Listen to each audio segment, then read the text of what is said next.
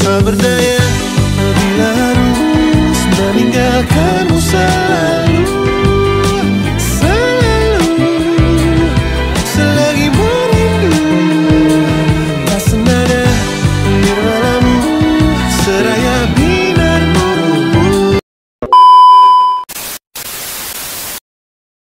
Psikoanalisis merupakan aliran disiplin ilmu psikologi. Definisi ilmu psikoanalisis dibagi menjadi tiga. Yang pertama, pengetahuan psikologi yang mengedepankan pada dinamis, faktor-faktor psikis yang menentukan perilaku manusia, serta pentingnya pengalaman masa kanak-kanak dalam membentuk kepribadian masa depan. Pengertian yang kedua, metode interpretasi dan penyembuhan gangguan mental. Pengertian yang ketiga, sebuah model perkembangan kepribadian filsafat tentang sifat manusia dan metode psikoterapi.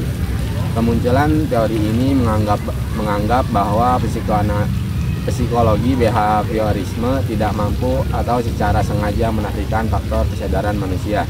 Bagi aliran behaviorisasi, dalam kesadaran maupun tidak sadar itu tidak perlu diperhitungkan. Sedangkan dalam teori ini mengatakan bahwa alam bawah sadar merupakan penggerak utama bagi munculnya perilaku.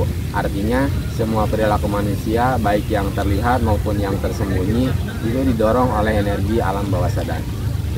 Psikoanalisa adalah aliran psikologi yang lebih menggali, kemudian mempelajari lebih dalam tentang alam bawah sadar manusia.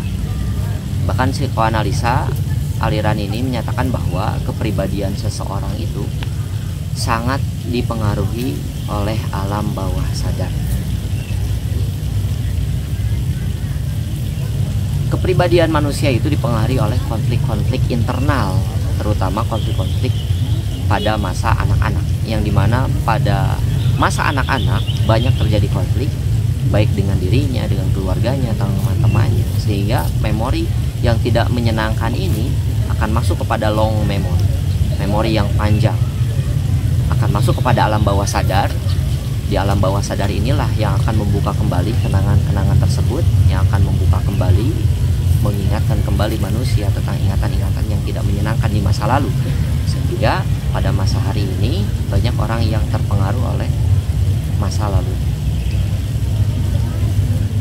Agar lebih relate lagi, teman-teman semuanya pastilah mengalami sesuatu yang tidak menyenangkan pada waktu anak-anak, itu akan selalu teringat sampai hari ini. Nah, itulah yang akan menyebabkan terpengaruhnya seseorang, kepribadian seseorang dari masa lalu. Atau bahkan lebih relate lagi, kalau teman-teman semuanya di sini menonton drakor It's Okay to Not Be Okay.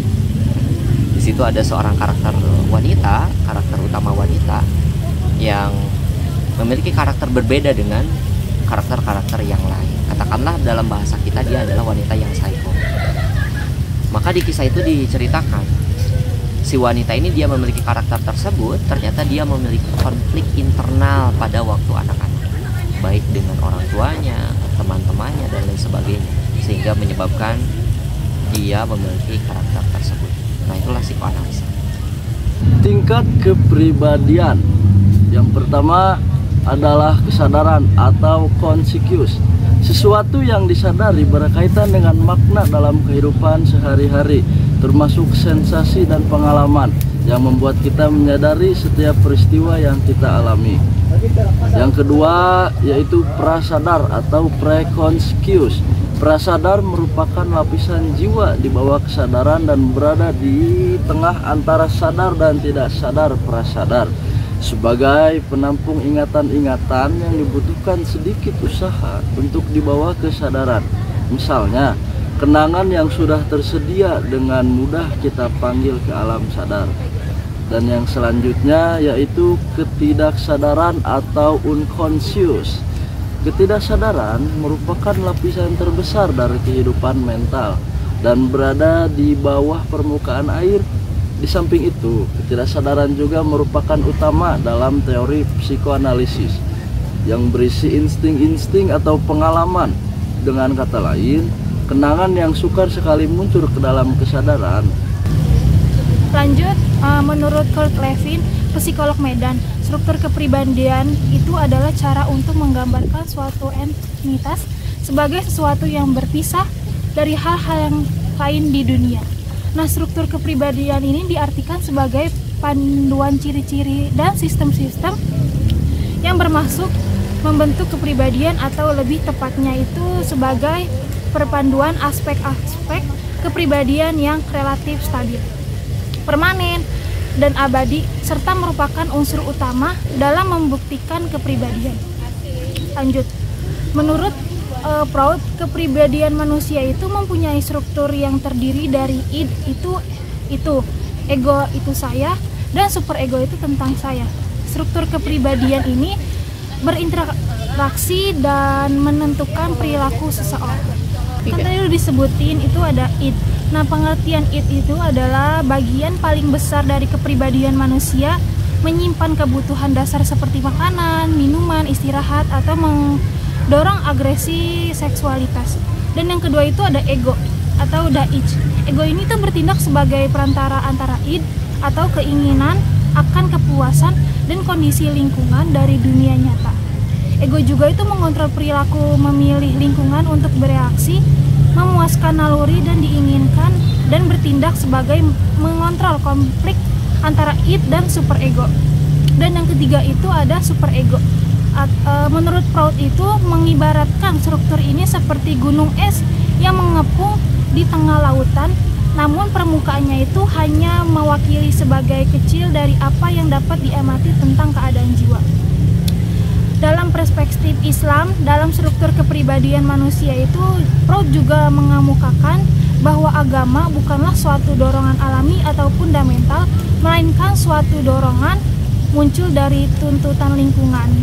Freud juga menjelaskan bahwa agama merupakan respon manusia terhadap ketakutannya sendiri. Dalam karakter psikologinya, agama adalah sebuah ilusi, sebuah kepercayaan yang terutama didasarkan pada angan-angan saja. Dalam pandangan Islam, hakikat dasarnya itu menciptakan manusia, bukan sekedar aspek nalurinya saja. Selanjutnya, dalam aspek nafsia ini terdapat 3 dimensi yang memiliki peranan yang berbeda satu sama lain, yaitu al-qalb atau superego. Al-Ghazali membagi pengertian ada 2, ada kalbu bersifat jasmani dan ada kalbu bersifat rohani. Kalbu jasmani ada di tubuh manusia berupa segumpal daging yang berbentuk buah sanubar atau seperti jantung pisang yang ada di dada kiri. Kalbu rohani bersifat halus yang berhubungan dengan kalbu jasmani. Al-Ghazali berpendapat bahwa pikiran mempunyai naluri yang disebut al-nur, al-lohi atau cahaya Tuhan, dan al-basiro, al-batin, mata batin yang memancar keimanan dan keimanan. Al-Ghazali juga meyakini bahwa hati diciptakan untuk mencapai kebahagiaan di akhirat. Karena hati ini berperan sebagai pembimbing, pengontrol, dan struktur pengendali, maka kalbu disebut juga fitrah ilahiyah atau fitrah rohaniyah nuraniah. Kemudian yang kedua, akal atau ego. Akal mampu memperoleh pengetahuan melalui daya nalar, juga dapat menunjukkan dan menalar tentang diri pribadi, merupakan hakikat berpikir, serta dapat memahami, menguraikan, mengingat, dan menemukan dan berpikir. Al-Ghazali juga akan memiliki banyak aktivitas atau al-nazar, melihat dengan memperhatikan, al-dabur memperhatikan dengan seksama, atau menerungkan, melihat dengan mata batin, al-itibar menginterpretasikan, dan al-tafkir pemikiran, dan al-dabur mengingat. Yang ketiga, nafsu atau id.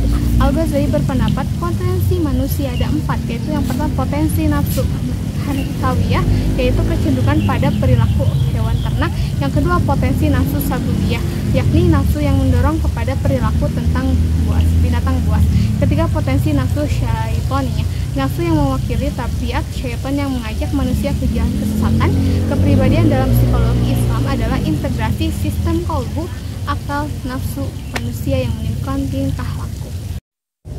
Nafsu dibedakan menjadi 3, yaitu yang pertama nafsu al-amarah, keinginan dalam jiwa manusia yang memaksa kita melakukan aktivitas salah dan tidak rasional yang terus-menerus membutuhkan pemenuhan kebutuhan biologis seperti seks, makanan, dan minuman. Kemudian yang kedua itu nafsu al-salawamah, keinginan jiwa manusia untuk terus-menerus berbohong untuk menyembunyikan kesalahan yang dilakukannya. Salah satu strategi pertahanan diri adalah dengan berbohong dan mengatakan hal-hal baik tentang perbuatan buruk yang telah dilakukannya. Yang ketiga ada nafsu al-lawamah. Nafsu manusia menimbulkan penyesalan atas perbuatan salah yang dilakukan, menjadikan jiwa sedih dan cemas, sehingga mendorong upaya mencari solusi atas perbuatan tersebut. Yang pertama adalah kepribadian mutmainah. Kepribadian mutmainah adalah kepribadian yang didominasikan oleh daya kalbu 55%, yang dibantu oleh daya akal 30% dan daya nafsu 15%. 56 kepribadian ini telah diberi kesempurnaan nur kalbu sehingga dapat meninggalkan sifat-sifat tercela dan tumbuh sifat-sifat yang baik sehingga jiwanya menjadi tenang. Yang kedua, kepribadian lawamah adalah kepribadian yang didominasi oleh daya akal 40%, yang dibantu oleh daya kalbu 30% dan daya nafsu 30%. Kepribadian model ini telah memperoleh cahaya kalbu, lalu ia bangkit untuk memperbaiki kebimbangan antara kedua hal tersebut. Yang ketiga ada kepribadian amarah.